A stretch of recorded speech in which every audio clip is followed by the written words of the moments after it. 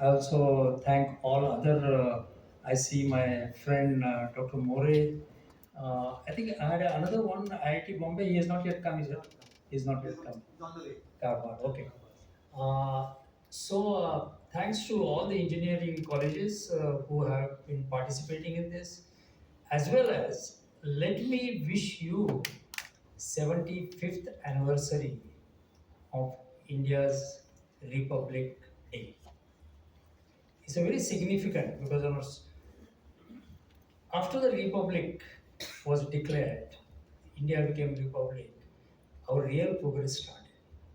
We got independence in 1947, but a real work on a progress, including setting up engineering colleges, which would give not only the engineering information developed by Western countries, but the engineering by the Indian knowledge system that really started with 1950. We are celebrating 75th, and I think you deserve those congratulations more than anybody else because you are the one who's going to take this Amrut Kal, as our Prime Minister says, further. Let me start by talking about the subject which interests you most. That's the employment. I think each one of you are looking to get placed as early as possible after your graduation or post graduation.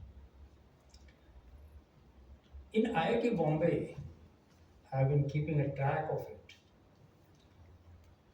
All 100% students are placed even before the final results are announced due to the campus interviews. 2024 was the first year when 35% of the total graduates or postgraduates remain unemployed even after results were declared. There are a number of reasons which came. I don't know how many of you have read this news, but IIT Bombay graduate or postgraduate remaining unemployed, not getting placement, forget about a package, everybody wants a package, but they will remain without any placement after the results were declared. A lot of analysis was done. What is happening to IITs? Why it is happening? And I started thinking if it happens to IITs, what must be happening to other engineering colleges? And I talked to my friends in the industry who were involved in taking campus interviews. And they said, look, we asked very simple questions. They said, in our industry, wherever they come from for the interview, we want to make our industry net zero. And our chairman and managing director of that industry wants it to be done earlier than what Prime Minister Modi has declared. Prime Minister Modi has declared that India will become net zero by 2070, but we want to do it before that. So tell us how you will contribute, what you know about net zero, what will you do for that? We know that you are fresh graduate, but we want to know these new ideas. They were not able to respond to it. The world is getting transformed, not only in terms of the climate change, not only floods and droughts and hurricanes, they are getting transformed with the new ideas which today's engineers are not aware of.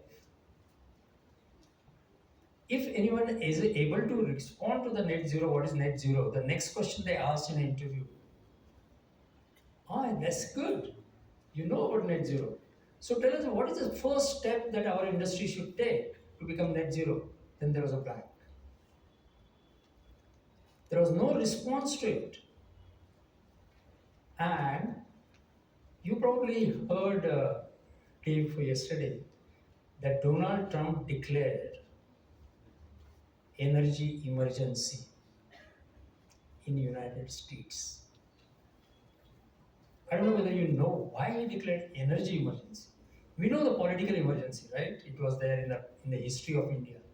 What is there for energy emergency? Hardly anybody, even in the media, understood that. They said that, oh, it is because he wants to use fossil fuel all the time. Yes, he does. He does want it. But the real reason for energy emergency is the energy required for the new technologies.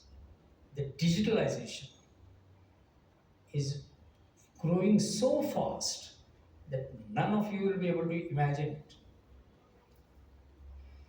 As compared to about 5 years back, the energy requirement for AI, artificial intelligence, its data center, has gone up fivefold. Five times it is more than that.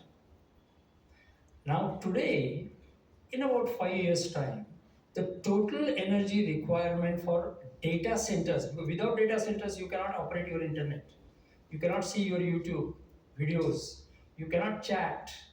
There is no chat GPT without data centers.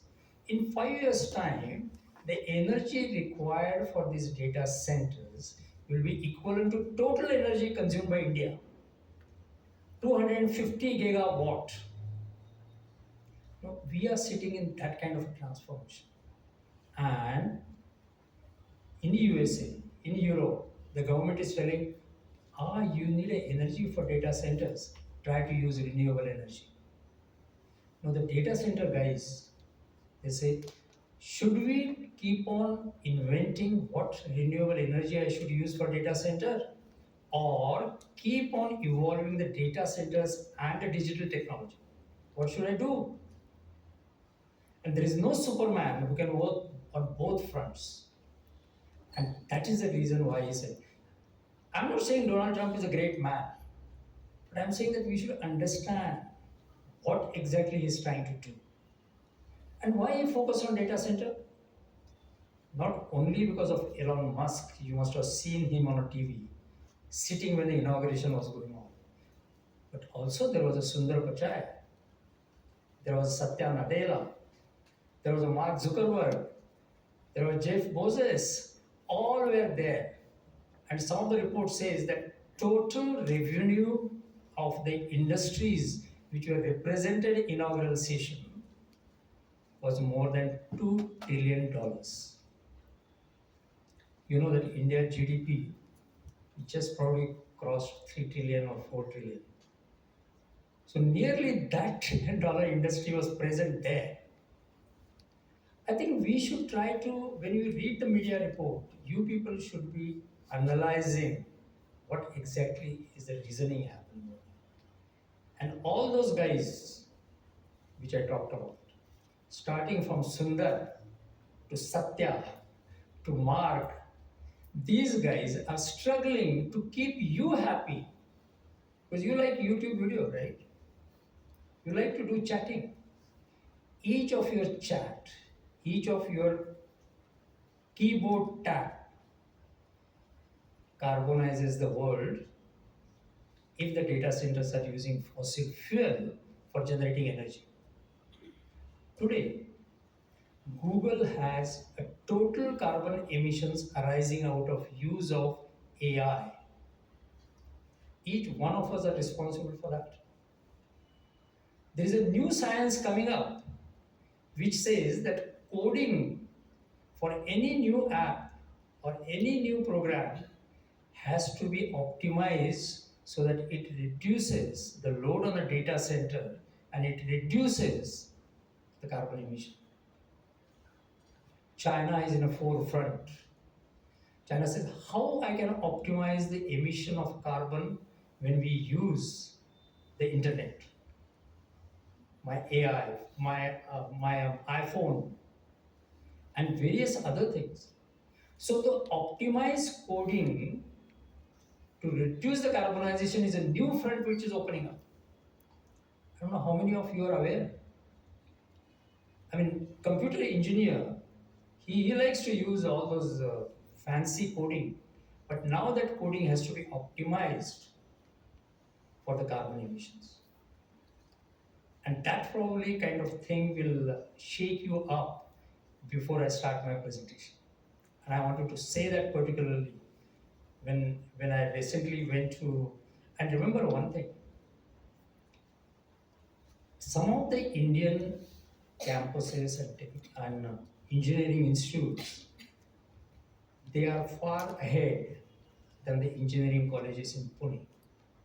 Not that I visit engineering colleges in Pune so frequently, but I've been touched. I've been their board of government, and I don't know I know what kind of discussions take place at the top level, in which direction the engineering institute should go, and we are lagging behind in that topics. We are not aware what is coming up. So, though Trump is threatening all of us, the human civilization, I think he is doing some good work of catching our attention to these new developments which we are not aware of, particularly the young generation. I've been given about 40 minutes as per the talk. 10 minutes probably I already consumed, so I try to finish in 30 minutes. Is that correct? Because I think, and then after my lecture, there will be tea and refreshment. Hopefully, I think people would require a refreshment after that. So, what you are seeing, yeah, okay. I think I click on this, right? Yeah. So let me start with where I come from. I come from United Nations. I worked there for 20 years in what is called the United Nations Environment Program. And I was leading a global program on protecting the ozone layer. This question, whenever I used to go, people didn't understand what is the ozone layer and all that. They say, "Oh, you work in United Nations? Do you really think United Nations is doing a good work?" I said, "Yeah, United Nations is doing good work." Then why these wars? Why these wars between South Korea, North Korea, okay, what is it? In Afghanistan that time, and now we have Palestine and Gaza and Ukraine and Russia.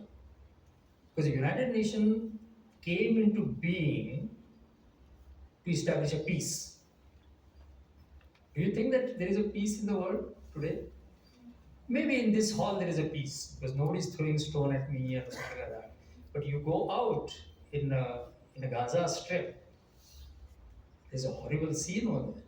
Why United Nations is not able to stop it?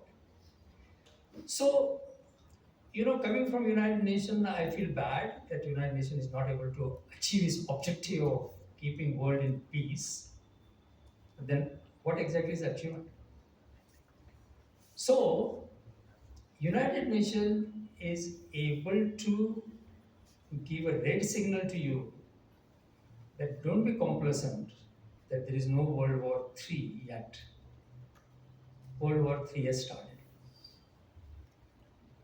I'm not talking about these conflicts between Ukraine and Russia and India and Myanmar and all those things. I'm talking about humanity versus nature. Onslaught. We are bombing the nature. We are sending missiles to the nature. And that is causing a lot of issues. And people say, because of that, the political peace and other geophysical peace also getting affected. So in fact, United Nations has identified 3 crises. It's called as a triple crisis. Air pollution, which you hear about. Biodiversity, you probably don't hear much about. And the climate change, you hear about. So what is a biodiversity crisis? And I call it the ABC, air pollution, biodiversity, and climate change. Biodiversity crisis is from 1970 onwards. The first environmental global conference took place in 72 in Stockholm. From that time onwards, 70% of the wildlife just disappeared. When I disappeared, they were not just killed. You will not see that wildlife again in a whole lifetime of humanity. It's just gone. And that species of biological world as well as botanical world, they continue to disappear. You will not see them again. Is due to the human intervention and human development. And that is about biodiversity. The climate change this is the curve which shows that we are crossing the planetary boundary. See, for last 800,000 years, you can see there are fluctuations. So the climate is a chaotic. You can't say the straight line. But you see what is happening off late. It's just shooting. It's a shooting beyond our imagination. And that is a carbon dioxide concentration in the atmosphere. And along with that comes a global warming temperature. You can see that is going. There is many people say, oh no, there are some reduction, there is a high up. You have to see the trend. The atmosphere doesn't behave uh, based on a linear curve. The nature doesn't behave on linear curve. There are fluctuations, but the trend is evident that we are crossing the planetary boundary. 2024, we just crossed it. We are on 24th of January. 2024 ended with the hottest year in the human history in the last 800,000 years. Of course, the record started about 200 years back. Before that, there were no records. But people can dig and find some kind of an indication. But it is not only 24. The whole decade between 2014 to 2024 was the hottest decade in a human history. And that's why we call it one of the triple crises. Now, what are the impacts? It's not only rising temperature, because some of you say, oh, let the temperature rise, I will put on my air conditioner. But this exactly is the point. The moment you start air conditioner, you start carbonizing the world. You start emitting carbon dioxide because your energy is coming from fossil fuel. And the air conditioner cools you, but it also heats the world. So you are in a vicious circle. It's not a triple crisis, it's a vicious crisis that you are not able to control it. And it all happening because we are disrupting the nature cycle. See, the nature is a great inventor, and nature is a great creator. They found out certain way of sustaining nature themselves after nearly 4.5 billion years of experience. That's the life of nature on the earth today. We are here for maybe much less than that. If one has to find out, we can find out how long the human society existed, starting with monkeys and gorillas and chimpanzees. But we are not able to take that lesson. We take a lesson on thermodynamics. The lesson given by Dr. More and Dr. Saraf, we all know that. But we are not taking a lesson what nature has been telling, that you should be having a circular way of the life. And that's where the circular economy starts coming. Circular economy is not something invented by us. Circular economy was there. It was followed by nature all the time. You have carbon cycle, you have nitrogen cycle, you have oxygen cycle, you have water cycle. So there was a cycle which continued to help us to develop. And we felt, oh, but then when humans came, why that cycle didn't help us? That is because you disrupted that cycle. And that disruption has caused all these problems. So we are in an imbalance. And I think Dr. Ratnadeep Joshi said that one of the reports of IPCC, Intergovernmental Panel on Climate Change, and I was a coordinating lead of it, I was not a member of it. I wrote it along with many other colleagues. And we came to the conclusion that we can again re-establish this nature cycle if we are able to solve this triple crisis. Now the question comes, how to solve the triple crisis? You started the problem, so you should be able to, you means all of us, so we should be able to do that. And then there is a quantification has been done. Problem statement is clear. Because unless you have a problem statement, you cannot solve it, right? That's what we all learn. So the problem statement is, human development has caused the greenhouse gases, including carbon dioxide. That is rising the global temperature. And that is disrupting the whole cycles. So, stop the greenhouse gases. That's the only solution. But people say, no, but it is all in our life. It is an integral part of life how we can do it. We did it. I was the chief of that. When ozone layer which shields the life on the earth was getting affected due to the chemicals released by us, we stopped those chemicals all over the world. CFC, chlorofluorocarbons. Many of you may not know this word. Yes, and you are right. It's good that you don't know that word because that has vanished from this earth. CFC was continuously rising because of its use. Because not only in the refrigeration, not only in the air conditioning, but even the women or you were using CFCs as an aerosol deodorant when you spray on your hair or on your body. It was everywhere that was stopped because the world understood if you don't stop it, you will not exist. The ozone layer shields you. And if that ozone layer is not there, and ozone layer is not created by human being, it is created by the nature. So if you do not save that nature shield, you're gone. And that's what we did. So the quantification was done. That keep the global warming below 1.5 degrees centigrade as compared to the pre-industrial level. Now the question came, and this is very important to understand.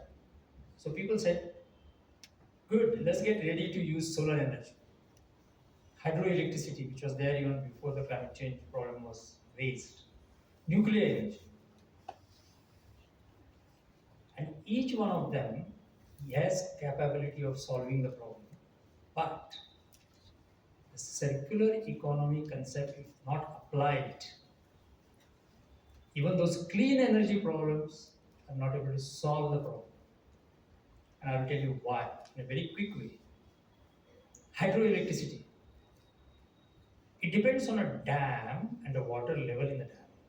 तुम्ही सकाळमध्ये वाचत असाल की खडकवासल्याची dam level कमी गेली, कोयना धरणाची कमी झाली की तुमचं electricity gets affected. Now the climate change, the global warming makes water availability as a big issue because the rivers get dry, the lakes get dry because of the higher warming temperature. So if there is no water, how do you get a hydroelectricity? So people have to do some kind of a modeling to see whether hydroelectricity, to what extent. I'm not saying that don't use hydroelectricity. We should identify the threatening signal, the risk associated by using it while the global warming continues. Solar panels. Solar panels are the life. After 25 years, solar panels have to be thrown because its efficiency goes down. You are not able to get a solar electricity. Where do you throw it? You throw it in a landfill? How you recover? How you recycle it? So the circular economy starts coming into picture. So the solutions to the climate change are there. We can use it, but not endlessly. Unless the circular economy is there. You should be able to extract the cadmium. You should be able to extract silver, gold from all these solar panels and all the digital technology things and reuse it. And that's where the circular economy comes in picture. So you probably will see that there is a very close connection between net zero and circular economy. Same thing about wind turbines. I don't know how many of you have seen wind turbines getting outdated. I've seen them in China. What do you do with that blades? And wind turbine is not a turbine you use in your terrace. It's a huge one you put in the mountain. And each blade made of fiberglass or combination of various complex materials for the strength purposes. If you throw it, where will they go? Unless you recycle it, unless you extract the important thing and again remake it. Same thing about nuclear technology. You'll be surprised what is wrong with Safety issue and waste disposal is not the only problem with nuclear technology. And I think each one of us should undertake what are the risks of nuclear use of nuclear technology. The risk is water availability. Every nuclear reactor requires a water to be circulated to cool down the reactor. Where do you get that water from? If there is no water, and whatever the little water you have, that will be heated and thrown out. And the hot water can affect the marine life, can affect the river life, the fishes. And those who eat fishes here should wake up and say that if you start using nuclear technology endlessly, the fishes will not be there. And now you understand this Trump, right? I hate Trump. We hate many people. But try to understand those people more. And he has declared this energy emergency not because he understood all this, but these guys around him, Sundar, Satya, Elon, they made him, they were the Dr. Saraf of those, and he was the student. He doesn't understand. He knows only how to make money, how to make Trump Tower, how to make real estate money. But then when he was told about it and said that, okay, write this, then he wrote it and signed it. And these are the ones. Look, I think you should have your friends in California, in the Bay Area, and Silicon Valley, and all that. They tell you all these internal stories, what is happening. Now, so sustaining the net zero. See, net zero can be achieved by clean energy. I'm not degrading the clean energy at all. They are needed. Without that, you cannot achieve net zero. But if you want to sustain it, whatever the after impact of the clean energy, you have to take care of it. I give you an example of e-waste, electronic waste. I think it's a iPhone 16 has come in the market, right? Is that correct? Or 17? 16. And how many of you have 16? Okay, I see that. I don't have it. I'm still using the old. But the point is, what you did, let me ask you, what you did with the 15 or 14? So this is my first one. Sold it. This is my first one. Oh, this is the first one. Okay, good. That's a good answer. But it lies at home, right? Or there are some innovative people who can buy it at a lower cost and give it. And those are the people who are contributing great to the circular economy. If somebody comes to you that you have an iPhone 12 and I can buy it for 5,000, you should be giving it to him. Because what he does is, he gives it to those, maybe he gives it to the garbage guy. The garbage guy also wants to see YouTube video, right? Not only you. He has his own choice. So he can start using it. And that's how the circular economy can start. So I think the circular economy is taught by not only nature, but it's taught by all these entrepreneurs who are promoting what is called as a reduce the use, and she started using it. So we'll see when iPhone 18 comes to the market, what she does with 17. But the point is, start reducing your things. Maybe if you are buying every time the new iPhone comes, wait for some time. So if you have 14, try to buy 16 or 17, not immediately 15 one. I mean, yeah, it has some improvement, but you can live with that, right? Anyway, I think I'm entering into the personal issues. But the e-waste that is having, because of our passion for getting the new devices with us, because of the technology development that is taking place, uh, India's e-waste surges 73% in the last 5 years. And it has surged by nearly 100% since our Prime Minister Modi has come on power. Everybody talks, since Modi has come on power, Har Ghar Jal, right? And then so many people got the job. Then so many startups are taking place. But we should also keep on watching what are the negative sides of it. and try to address those issues. So, my point is this, that circular economy is essential for once your target is reached to continue doing it.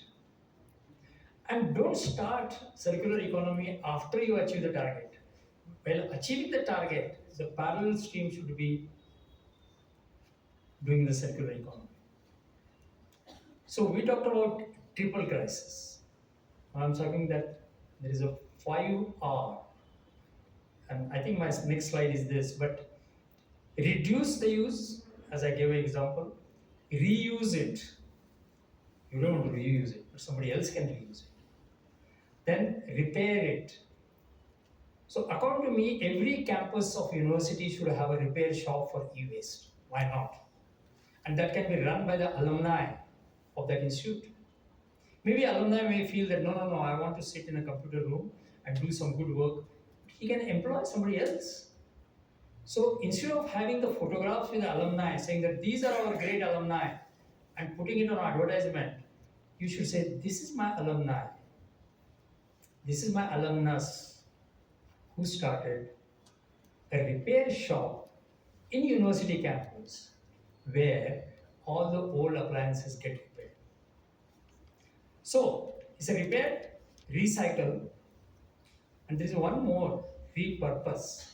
You say, what is this repurpose thing? It's simple, you do it every day. Your mother used to do it.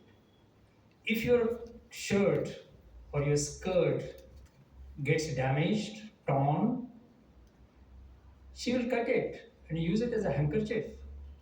May not be the handkerchief going out with a lot of scent on it, but at least to wash your basin or your floor. So you repurpose that cloth. Now that cloth may be synthetic cloth. So you are contributing to the circular economy.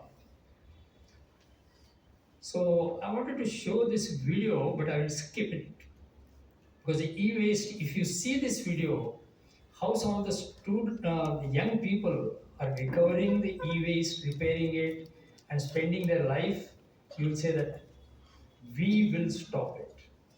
We will not allow the waste to go to the landfill. Because these are the young people, they keep on scavenging the landfills in Delhi, in Mumbai, everywhere, and collect the e-waste, try to make money out of it, and it is very harmful and toxic. Let me skip this. I think this will be worthwhile showing it to you. If you really put a tower of e-waste, it will be taller than any other tall building in Pune. So these are all the e-waste thrown out. And today, I was supposed to go, but Dr. Saraf asked me to come here. But there is a big e-waste program going on in MIT ADT. And it is not a one-day conference, like what you are sitting here. We hear all Dr. Shende and then go home. They are going to run it for 10 days. Collect all e-waste and make a plan how to use circular economy for that e-waste. And that's the spirit. I feel that institution of engineers also should have.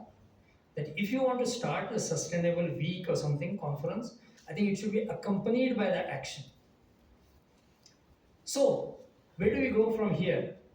So, triple crisis, I have said that, and this is what I wanted to say, has a quintuple solution, 5 solution. Reduce, repair, reuse, reduce. No, reuse, recycle, and repurpose. And then I say about what I want to give the message to you at the end of my talk. And my message to you is the time for the workshops, time for the debate, time for the conferences are gone. Creating awareness, we don't have time. People are aware of it. People know through the YouTube and ChatGPT and all those things what exactly is happening. I think each one has to start action.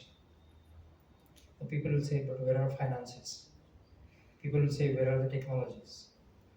But the important thing is, all these technologies and finances will come provided you have the skill to address that problem. We have the financial capital, we have technology capital, but we don't have the skill capital, we don't have human capital for net zero. And that's why IIT Bombay students remain unemployed, unplaced, and the same thing will come to you. In 4 to 5 years, the world is going to transform upside down. Then you may not be running along with it. Your today's skills will be outdated. So you should be ready with the new skills coming up there. And those are the called as green skills. And you have to find out what that green skills are. And India is depending on a youth population. That's what Prime Minister Modi keeps on saying, that we have unparalleled potential in the world with a demographic dividend. We are the fifth largest economy, yes, but we are also third largest startups. And those are not just numbers. India has now third largest unicorns. How many of you know what is unicorn? Anyone? That's what I'm saying. That the world is trying to see that if startup becomes a unicorn, then probably that startup will be sustained. Unicorn is the one which within 3 years' time collects a revenue of $1 billion. That is about 100 crores. It's not something. We are the third largest number of startups which have unicorn. They're happening around here, and you should be part of it. So the time for the workshops is over. We should learn from the nature, and we have a workshop and not a workshop to understand the nature more than what we know it today. We have to observe the nature. And hence net zero plus circular economy will really give us what is called as a sustainable development. I think without that we will not be able to understand.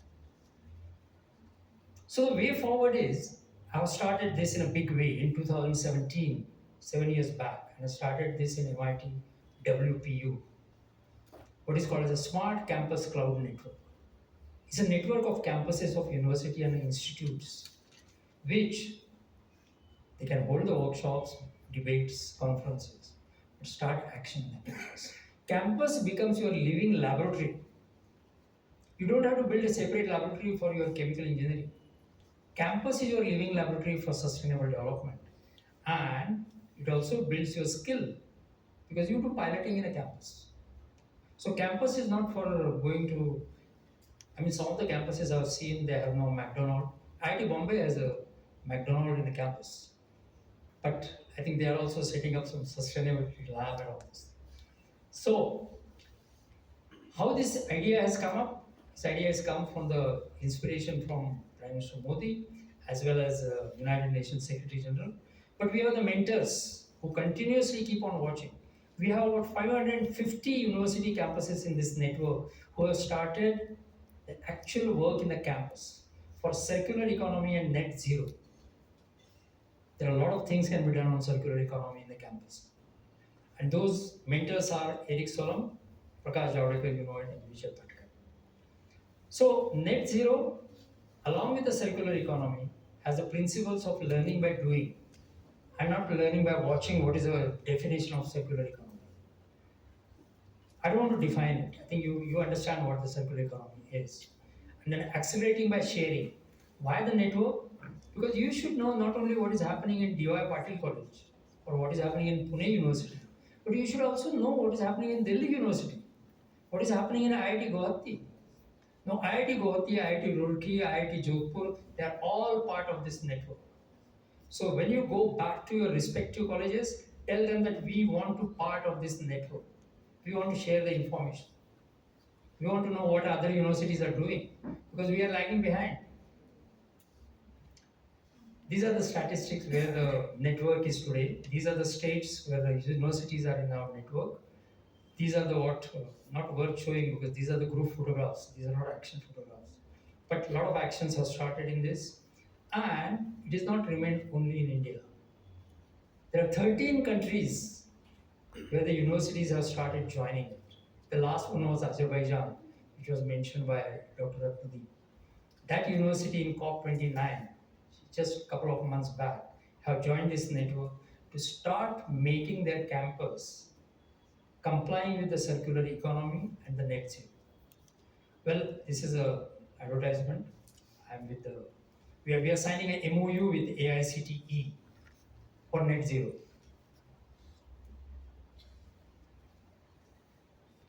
This is China started. This is Peru. This is Norway. This is Dubai. This is Azerbaijan. And I'm coming to the end. I'm coming to the end that when you start working in the campus, taking action in the campus, it is extremely important that your mind is prepared. So the mindfulness, the nutrition, etc., also can contribute to taking action in the campus because environment and health are so closely related to each other. And that's why when Modi starts this yoga day, today the whole world is observing yoga, is mainly because of the our Prime Minister's initiative.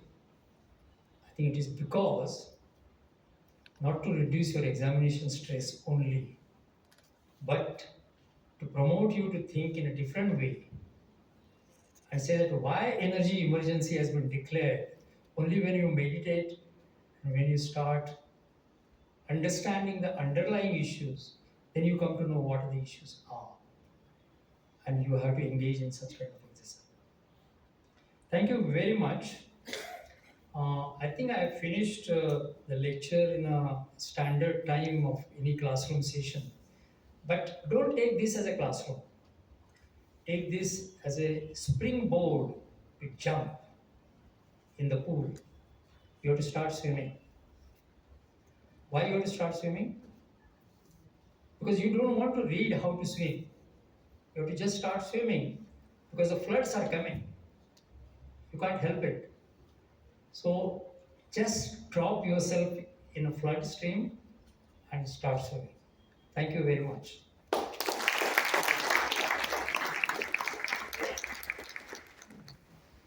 Thank you, Dr. Shende sir, for your insightful talk. I request you all to please give standing ovation with big round of applause for sir.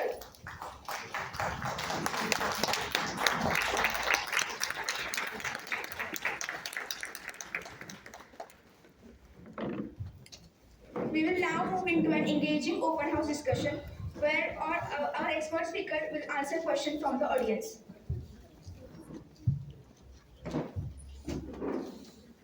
Full करायचं मध्ये सगळी question answer झालं ना ते बंद कर मध्ये यायला पुढच्या सेशनला परत चालू चालेल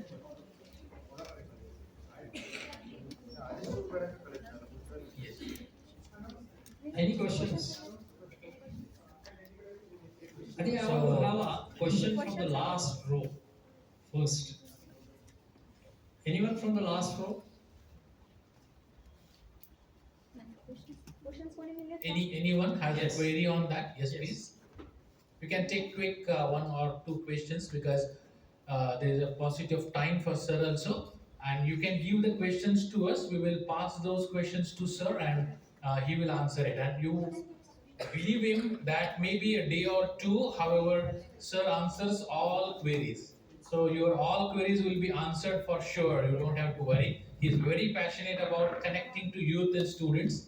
So definitely he will come back to you with your resolutions. Yeah. So one youngster, yes, please tell your name, college, and then your question. Good morning, sir. My name is Gitika Chatterjee. I'm from Nigma University, and along with the question, I also want to share that I had the privilege of working with Sir when I was in FC College in the Smart Campus Cloud Network. And my question comes about on the fact that, so while working with you, sir, we had the opportunity of trying out a lot of things when it comes to circular economy and net zero. And right now, I'm associated with Nigma University. And we've started this new batch under sustainable development. So if you had some ideas or suggestions that you would give us when it comes to adopting our university as a smart campus cloud network as well, what do you think would be the rudimentary steps or the elementary steps towards it? So I think answer is simple.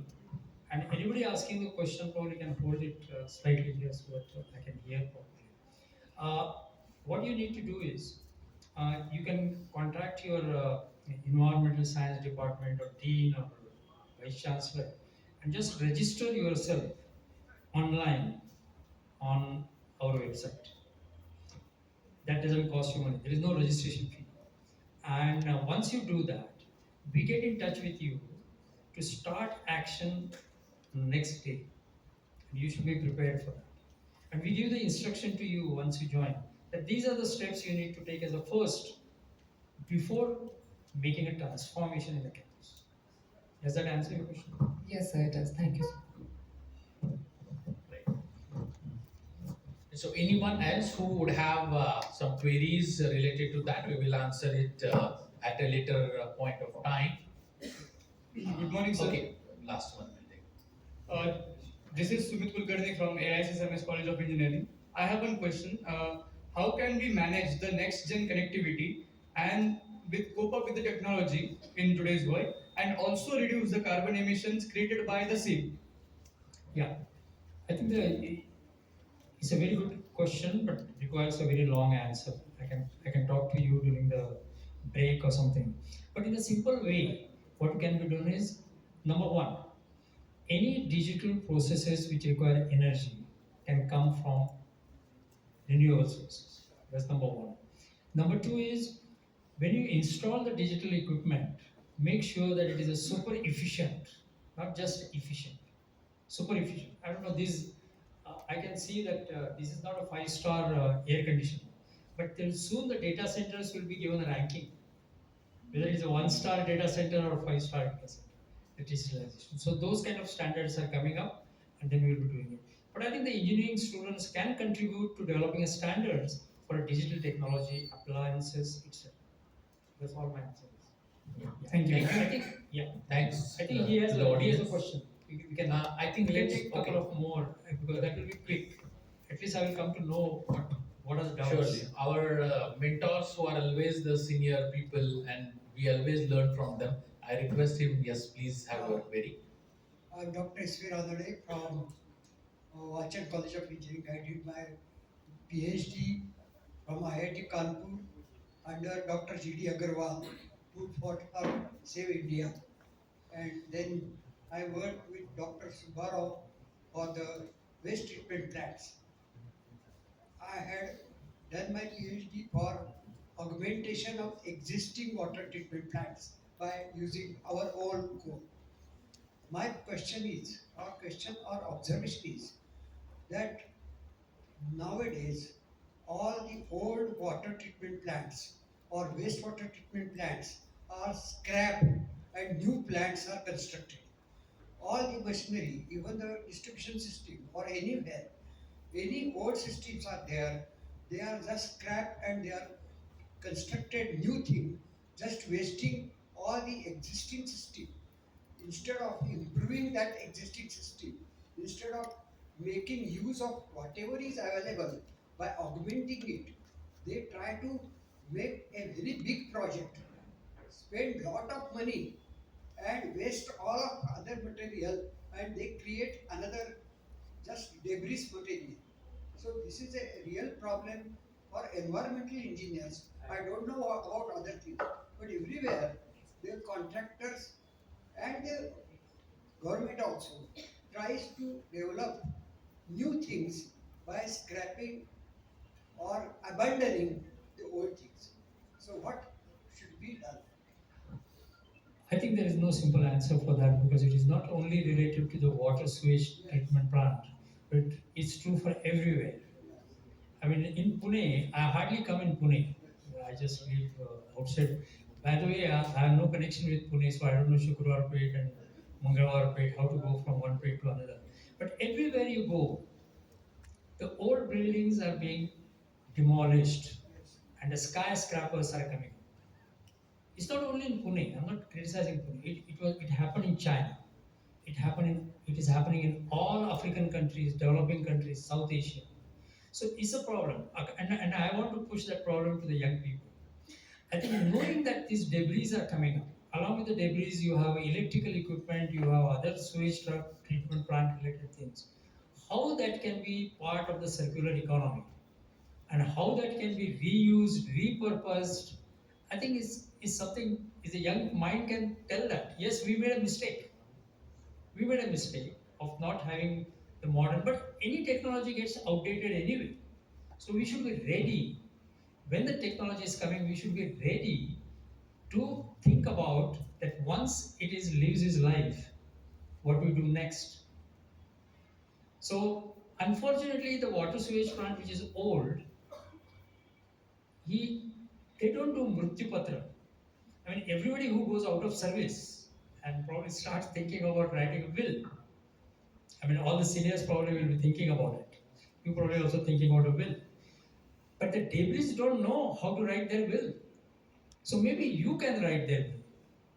You can take up a thesis of how these all debris coming up, machineries coming down, how they can be utilized. You can start a startup. Our Prime Minister will be very happy about it. That's all I want to tell. Yeah. Thank you, sir, for answering the queries of our youngsters as well as the senior experts who have a lot of experience into the field.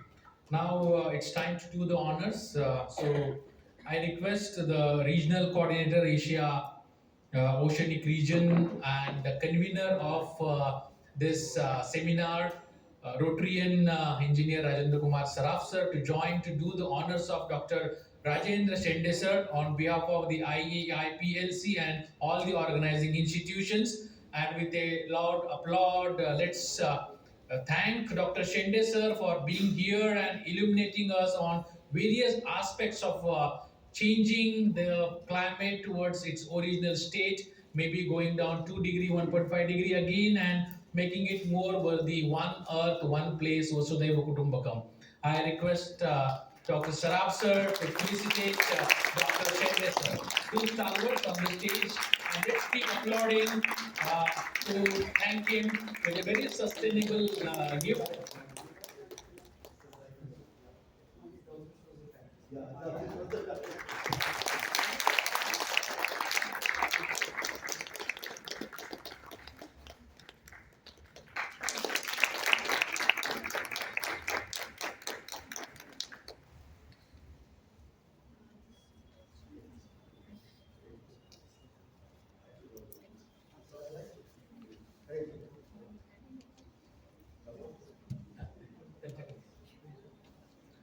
Thank you, sir. And I would now request to proceed for understanding more in depth after this plenary session to go ahead and enhance our knowledge base. I request Honorable Shende sir and Honorable Saraf sir to occupy the front seats and we will move for understanding more in depth of the session.